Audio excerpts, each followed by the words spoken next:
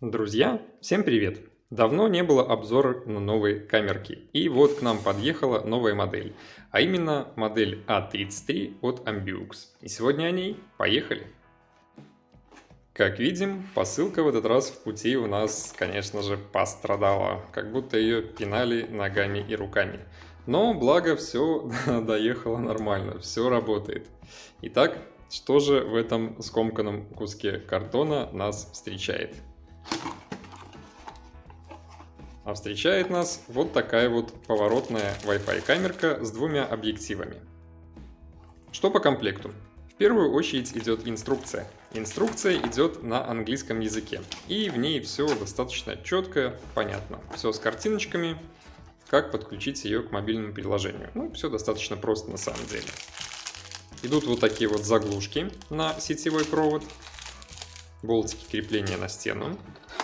Блок питания. Блок питания, слава богу, белый к белой камере, и это очень хорошо. Наконец-то китайцы к нам прислушались. Флешечка на 32 гига. Я заказывал камеру с такой флешкой, и флешка здесь Mixza. Кстати, очень хорошие флешки. И само тело камеры. Как видим, в коробке этот поролончик, пенопласт, не знаю, как его назвать, вполне нормально спас устройство, даже в такой замятой коробке. Итак, сама камера. Это у нас уже достаточно распространенная Wi-Fi камера с двумя объективами. Мы уже много таких камер с вами обозревали. Нижний объектив здесь идет поворотный. Он поворачивается влево-вправо, вверх-вниз. Верхний же объектив является стационарным. То есть вы где-то повесили камеру, направили ее на этом кронштейне этим объективом туда, куда вам надо, а этим вертите, крутите вокруг. Смотрите все, что вам нужно. Оба объектива здесь одинаковые. Это идет, по-моему, 3,6 мм. Оба оснащены подсветкой, как обычными светодиодами, так и инфракрасными. Камера очень хорошо видит в темноте, и в дальнейшем я вам это покажу. На самой камере у нас идет на задней панели динамик. Камера идет с обратной связью. Вы можете говорить из своего смартфона, и человек, стоящий рядом с ней, будет вас слышать. И в ней также есть микрофон. То есть человек, говорящий в нее, будет вас тоже слышать. Камера эта может работать как по Wi-Fi, так и по кабелю. Для этого здесь есть вот такое вот гнездо под обычный сетевой провод. То есть от модема напрямую сюда его подтянули, подцепили, и будет хороший уверенный сигнал. Такие камеры от Wi-Fi точки доступа, опять же в зависимости от ее мощности, работают на расстоянии 20-30 метров вполне нормально. Такие вещи висят у меня на даче уже достаточно давно, и они нормально работают. Также на корпусе, если мы повернем поворотный объектив вниз, мы здесь увидим такую резиновую заглушку. Под ней у нас прячется кнопка сброса, она же кнопка переключения в режим точки доступа, и гнездо под флешку, то есть флешка вставляется сюда. Камера пишет изображение на флешку, и в дальнейшем уже с мобильного приложения либо с компьютера вы можете посмотреть, что же туда она записала, либо подключить. Посмотрим, есть ли здесь такие функции, как отправка фото на электронную почту или на FTP сервер. Но об этом чуть позже, когда мы подключим ее к компьютеру. Сама же камерка питается от 12-вольтового блока питания. То есть мы его втыкаем где-то в розетку, потом все это дело соединяем, и камера будет работать. Но при этом рядом с камерой должна быть либо розетка на 220 вольт, либо просто все это дело удлиняем. Продаются специальные удлинители, ссылочку я оставлю в описании. А у меня же от блока питания до камер провод удлинен почти на 20 метров. И все вполне нормально работает. Опять же, никаких глюков при этом не наблюдается. Ну что, а теперь попробуем подключить эту камеру к мобильному устройству, к смартфону. Зайдем в ее родное приложение iCCE. Посмотрим, как все это дело там работает. Вот так вот будет выглядеть его иконка. Подключим ее к компьютеру, посмотрим, какие у нее есть скрытые функции. И после этого сделаем какие-то выводы, нормально это устройство или нет. Итак, подключаем нашу камеру к родному мобильному приложению iCCE. Скачать его можно либо в Play Market, либо в App Store. Вот так оно называется, iCCE. У меня оно уже установлено, и там у меня добавлено уже достаточно большое количество камер, про которые я рассказывал ранее. Как видите, их здесь 8 штук. И все это дело работает одновременно. Значит, подключаемся к новой камере и смотрим, какая же здесь менюшка и что же она умеет. Интерфейс достаточно стандартный для таких видов камер. То есть мы видим, что у нас экран разделен на две части. Сверху у нас идет стационарный объектив, снизу объектив, который у нас идет поворотный. Пробежимся по менюшке. Значит, в черной строке по центру экрана мы видим галочку микрофона. Нажав на нее и нажав на сам микрофон, мы можем говорить в камеру. Точнее, мы можем говорить в смартфон, и человек, стоящий рядом с камерой, услышит наш голос из динамика на камере. Можем включить или выключить звук непосредственно с самой камеры, которая передается к нам на смартфон. Записать небольшой отрывок видео кнопкой видеокамеры. Он сохранится нам на, опять же, смартфон. Либо сделать скриншот кнопочкой фотоаппарата и отправить все это дело себе куда-нибудь в мессенджер и так далее.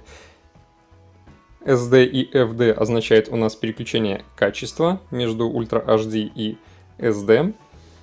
И стрелочкой, опять же, эта менюшка сокращается, поднимается для более удобного доступа к другим функциям. Что же мы можем видеть в нижнем меню? В нижнем меню у нас идет первое оранжевое облачко, это хранение в облаке, это платная подписка на облако, там будут сохраняться ваши видеофайлы. Дальше кнопка «Один экран» — это когда мы видим изображение конкретно с этой камеры, и у нее есть функция делать сетку из нескольких камер. Вот, например, мы нажмем на эту кнопку, и здесь подключатся камеры, которые поддерживают также данную функцию. Вот, имеется в виду мои камеры. Камера во дворе, камера у родителей и данная камера, которую мы и осматриваем.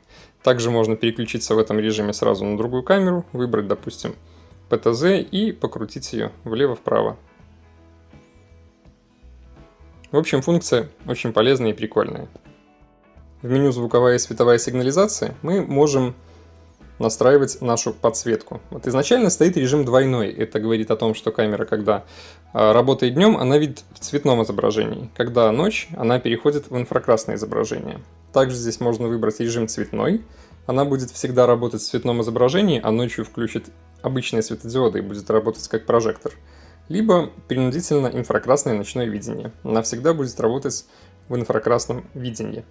Также в режиме двойной камера будет не только ночью работать в инфракрасном видении, а когда сработает тревога, она еще и включит прожектор, обычные светодиоды. В режиме инфракрасное ночное видение этого не произойдет.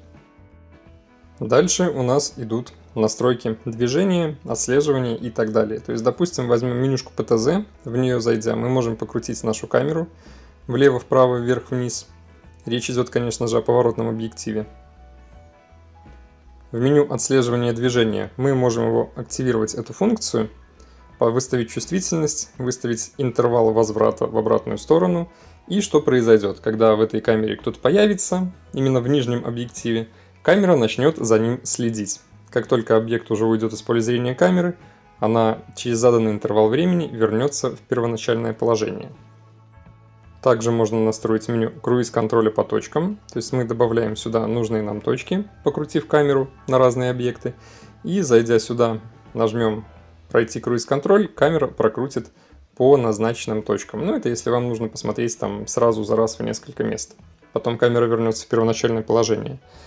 Обратный ход ПТЗ здесь настраивается. Бывает такое, что камеру из коробки достаешь, начинаешь ее вот этим джойстиком ПТЗ вращать влево-вправо, а жмешь влево, а она крутится вправо. Тогда здесь меняется, ставится галочка «Повернуть слева направо» или «Повернуть сверху вниз». И тогда будет управление работать корректно. И также можно посмотреть альбом на SD-карте. Все это настройки меню реального времени. Дальше есть у нас еще настройки воспроизведения. Здесь мы можем видеть архив, записанный на нашу флешку. Время устанавливается, конечно же, вручную, все это делается. У меня стоит по 5 минут. И также еще есть меню сообщения. Сюда приходят сообщения о тревоге, об обнаружении людей. Дальше посмотрим по основным настройкам. Заходим сверху в меню звездочка, и что мы здесь можем увидеть. В меню базовые настройки мы настраиваем имя устройства. Опять же можем делать поворот изображения влево-вправо, вверх-вниз, это если камера у вас висит не ровно как нужно, а допустим где-то под наклоном или вверх ногами. Можно выставлять язык. Камера умеет говорить на нескольких языках при включении и выключении. Можно ставить скорость поворота, чувствительность перехода день-ночь и громкость динамика. Ее можно ставить полностью в 0, отключать, если вы не хотите, чтобы камера говорила при включении. Следующее меню – это привязка камеры. У этой камеры есть интересная функция. Вот, допустим, мы включим привязку камеры, вернемся обратно в режим просмотра и, нажав на именно верхней картинке, на верхнем объективе на какой-нибудь объект, вот, допустим, нажмем на лампу, нижний объектив сразу возьмет его в центр. Или, допустим, я нажму сейчас на окно в верхней части, нижний объектив повернется в его сторону. Ну, в общем, такая функция, опять же, игрушка, если надо срочно куда-то посмотреть. Я этим, если честно, не очень люблю пользоваться, оно даже чем-то мешает. В управлении хранением мы можем видеть наше хранилище, флешка, которая внутри стоит, в данном случае флешка на 32 гига, она поддерживает на 128 гигов. Здесь мы можем поставить запись циклическую или остановить, когда у нас карточка заполнена, но лучше, конечно, ставить циклическую. И, конечно же, можно форматнуть нашу карточку.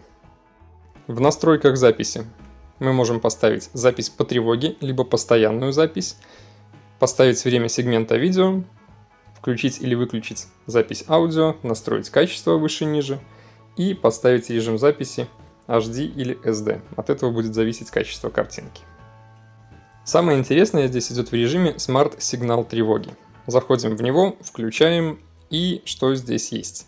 Если мы просто включим режим тревоги, больше без ничего, то при любой смене картинки, там куст шатнулся или что-то упало, или мышка пробежала, у вас сразу камера сработала на тревогу, пошли там пуш-сообщения и так далее.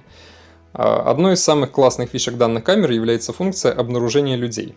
То есть мы ее включаем, и после этого камера будет реагировать только на фигуру человека. Особенно если камера висит где-то на улице на пороге, рядом стоит дерево или куст и его трясет ветром. На это камера реагировать не будет. Но как только появится в кадре фигура человека, сразу же будет оповещение. В этом режиме есть еще несколько тонких настроек, то есть можно задавать зону, в которой все это будет прослеживаться. Можно вокруг человека ставить рамку, это вот здесь вот показывает след обнаружения человека. Также можно ставить период, когда это будет работать, и чувствительность. От настройки чувствительности на самом деле многое зависит. При высокой настройке достаточно много ложных срабатываний на те же кусты, а при низкой уже может даже не поймать фигуру человека. Здесь на самом деле все строго индивидуально, все зависит от того, как и где вы повесите камеру. Как высоко она висит от земли, как близко она смотрит на какие-то объекты. Ну, в общем, тут надо повозиться.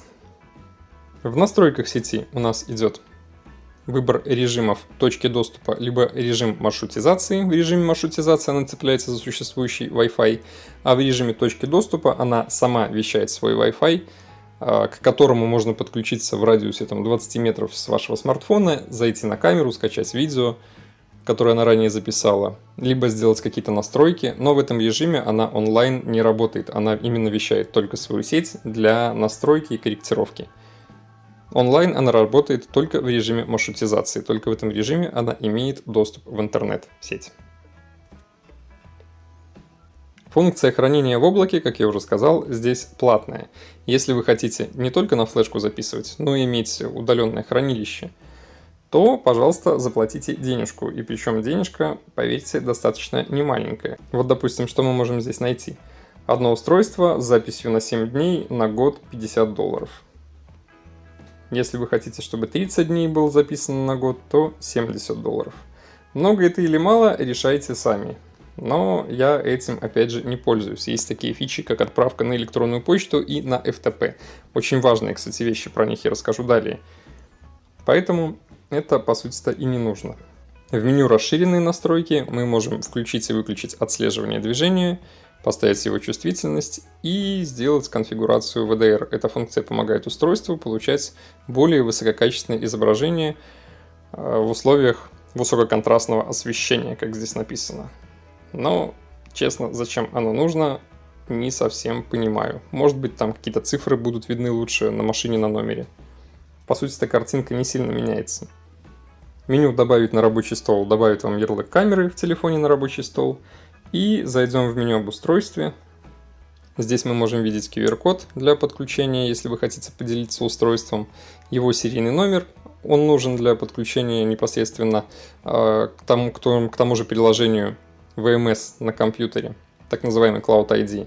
Имя входа, пароль устройства, это тоже нужно для того, чтобы все это дело настроить на компьютере, для тонких настроек, которых нет в мобильном приложении. Также версия устройства, его версия ПО и еще немного всякой информации. Про мобильное приложение все. Теперь давайте попробуем подключить данную камеру к компьютеру и посмотреть, какие у него есть интересные скрытые настройки.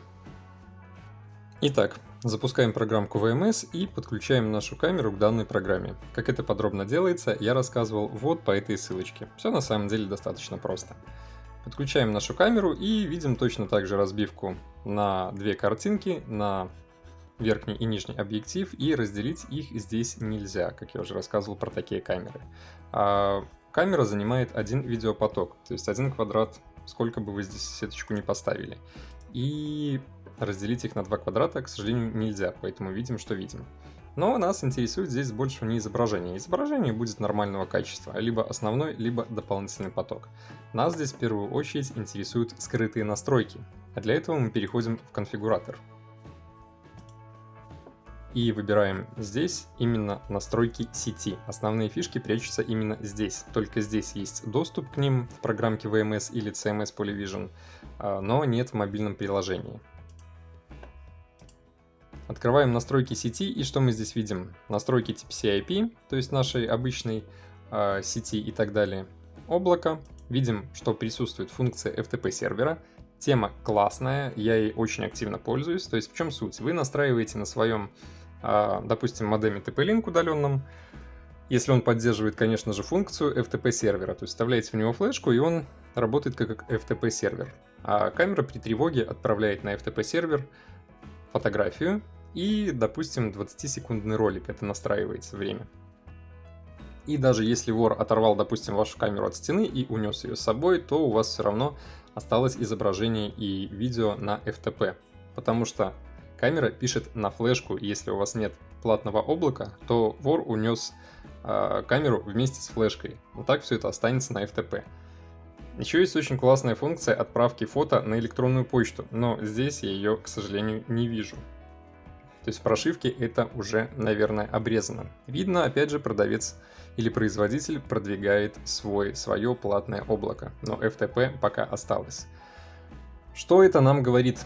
Это говорит о том, что мы недавно обозревали модель A33H. По факту это то же самое, с точно такой же прошивкой, но немного перелицованная, немного в другом корпусе. Очень жаль, что здесь этого нет. Отправкой фото на email я тоже очень активно пользуюсь и считаю эту функцию приоритетной в данных моделях. Также есть функция RTSP, это открывать видеопоток, разного рода IP-фильтра, сервер тревоги, настройки Wi-Fi. И здесь по сути все. Нас интересовало только FTP и электронная почта, поэтому один из двух. FTP есть, электронной почты нет. В программке VMS все можно настраивать точно так же, как и в мобильном приложении, но немного тоньше. То есть разные параметры камеры, сжатие видео. Опять же, смарт-режим тревоги там можно настраивать. Все это можно сделать именно здесь. Но изначально камеру, конечно же, нужно подключить к мобильному приложению, чтобы зарегистрировать ее. Без этого у вас сам VMS может не работать. А также мы еще давайте посмотрим здесь по параметрам сжатия, что же нам показывает эта камера.